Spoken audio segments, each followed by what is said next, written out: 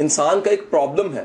وہ پرابلم یہ ہے کہ انسان جب بھی عظمت کی طرف آگے بڑھتا ہے ایک شعبے کو بہتر کرنے کی کوشش کرتا ہے. You know about self help کو اتنا پڑھا ہے, بہت زیادہ کام نہیں کرنے چاہیے.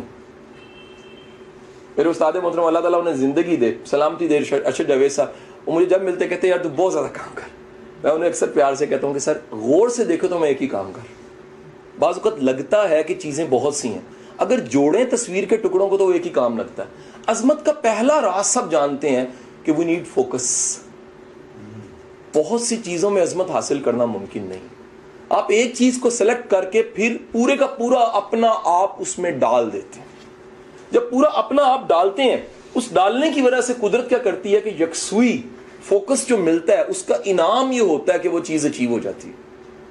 مثلا جناح نے پاکستان بنایا, اگر 6-7 اور کام 8 کر رہے ہوتے, ذرا کبھی جناح کی زندگی کا یہ شیڈ دیکھیں. جناح پاکستان بنانے والا کیسے بنا تھا, آج کا سب سے بڑا سوال ہے.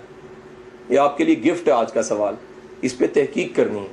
میں نے 570 واقعات جناح کی لائف کے پڑھے ہیں اور مجھے تب جا کے سمجھ آئی ہے جناح بننے کا عمل پاکستان کے بننے کے عمل سے کم نہیں تھا.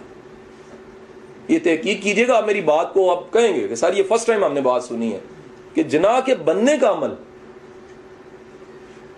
کیونکہ آپ راز جانتے ہیں, ایک بندہ اگر کروڑ روپیہ پروڈیوس کرے, کروڑ روپیہ مہنگا ہے یا وہ بندہ مہنگا ہے؟ تخلیق کا اصول ہے, مخلوق ہمیشہ خالق کے سامنے عاجز ہوتی ہے.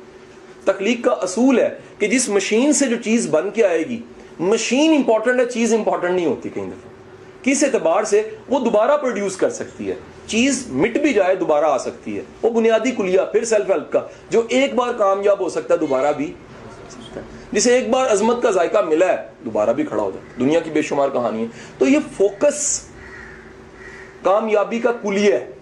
فوکس کے بغیر کامیابی ممکن نہیں ہے. فوکس کا مطلب یہ ہے تن من دھن, اپنی ہر چیز, اپنے سچے پکے جذبات, اپنی بے شمار خواہشات کو ذبح کر دو, اور ذبح کرنے کے بعد فقط ایک چیز کو پکاؤ.